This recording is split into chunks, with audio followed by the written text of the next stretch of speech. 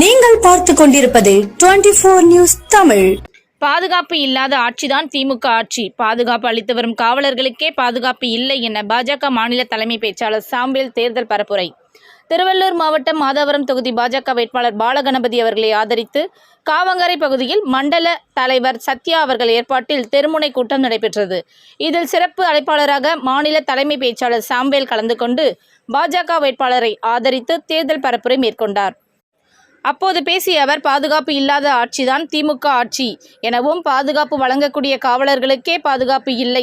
சென்னை விருகம்பாக்கத்தில் பாதுகாப்பிற்கு சென்ற பெண் காவலர்களை திமுக நிர்வாகிகள் பாலியல் சீண்டலில் ஈடுபட்டதை சுட்டிக்காட்டிய அவர், காவலர்கள் தாக்கப்படுவதும் காவல் நிலையம் உள்ளேயே சென்று காவலர்களை வெட்டி சாய்ப்பதும் தமிழகத்தில் நிலவி வருவதாக குற்றம் சாட்டினார். மேலும் வியாபாரிகள் தாக்கப்படுவதும் வியாபாரிகளிடம் குடித்துவிட்டு மாமூல் கேட்டு மிரட்டுவதும் திமுக ஆட்சியில் நடைபெற்று வருவதாக அவர் கூறினார். இது மட்டுமின்றி கஞ்சா போதை தமிழகத்தில் தலைவிரித்து ஆடுவதாக கூறிய அவர், கஞ்சா போதையில் தான் கொலை செய்வதும் பெண்கள் பாலியல் சீண்டலில் ஈடுபடுவது போன்ற குற்றங்கள் தமிழகத்தில் நடைபெற்று வருவதாக பரப்புரை மேற்கொண்டார்.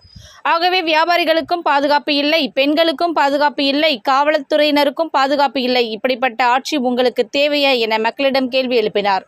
பொம்மை முதலமைச்சர் போல் செயல்படும் மு.க. ஸ்டாலின் அவர்கள் எதிர்க்கட்சியில் இருந்தபோது மதுவிலக்கை அமல்படுத்துவோம் என கூறிவிட்டு தற்போது இதை பற்றி வாயை திறக்காமல் இருப்பதை ஏன் என்று கேள்வி எழுப்பினார். இதுபோன்று பிரதமர் வேட்பாளர் இல்லாமல் பொய் பிரச்சாரத்தை அதிமுக பரப்பி வருவதாகவும் பரப்புரை மேற்கொண்டார். மேலும் திருவள்ளூர் மாவட்டத்தில் பாஜக வேட்பாளர் வெற்றி பெற்றால்தான் மக்களுக்கு தரமான கல்வி, மருத்துவமனை வசதிகள், சாலை வசதிகள் அமையும் என்று, எனவே பாஜக வேட்பாளர் பாலகணபதி அவர்களை வெற்றி பெற செய்ய வேண்டும் என பரப்புரை செய்தார். என்ன நேரடி பார்வையில் இருக்குது? பெண் காவலர்களை பாலியல் பலாத்காரம் செய்தார்கள், பாலியல் துன்புறுத்தினார்கள், அதுக்கு நேரடியாக பார்த்து கொண்டிருக்கிறீங்களா? இன்டெலிஜென்ஸ் என்ன செய்யுது? ஐஎஸ் என்ன செய்யுது? இன்றைக்கு முதலமைச்சர் ஒரு பொம்மை முதல்வராக உட்கார்ந்து கொண்டிருக்கிறார். அந்த குடும்பத்தில் யார் தான் முதலமைச்சர் தெரியல. அவர் முதலமைச்சரா, அவருடைய மகன் முதலமைச்சரா, அல்லது அவருடைய மருமகன் சபரிசன் முதலமைச்சரா என்று சொல்லி கூட தெரியவில்லை. சமூக பேசுகிறீங்களே, அக்கா தனிமொழி அவர்களை பார்த்து ஒரே ஒரு கேள்வி கேட்கிறேன். நீங்க தேர்தல் வரும்போதுதான் ஒரு தேர்தல் நாடகம். நாங்க ஆட்சிக்கு வந்தா மருத்துவ ஒழிச்சிடுவோம், நாங்க ஆட்சிக்கு வந்தா குடிகார மாநிலமா இருக்காது தமிழகம், எல்லாத்தையும் நாங்க குடிகார அந்த ஒயிட் ஷாப் எல்லாத்தையும் பேன் பண்றோம்னு சொல்லி இப்படியே பொய் பரப்புரைய சொல்லி சொல்லி சொல்லி சொல்லி சொல்லி போன வாரம் கூட தமிழக முதலமைச்சர் வீரன் சொல்லி ஒரு சரக்கு கொடுக்கிறார். எத்தனை பேருக்கு தெரியும் தரவா? இப்படி மதுவை மூடுகிறேன் என்று சொல்லி மது பிரியர்களை தூண்டு வண்ணமாக புதிய சரக்குகளை இவர்கள் உற்பத்தி செய்கிறார்கள்.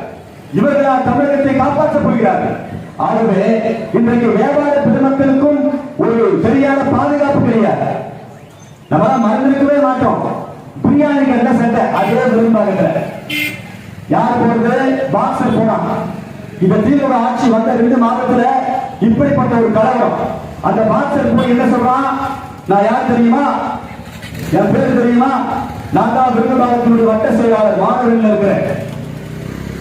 எனக்கு நீ பிரியாணி கொடுக்குறா உன் கடையில சொல்லி அந்த பிரியாணி கடையில சண்டை போடுற வெட்ட திமுக கூட்டம். அதை விடுங்க.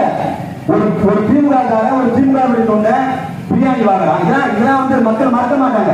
நீங்க மறந்தாலும் இந்த வியாபார நண்பருக்காக சொல்றேன்.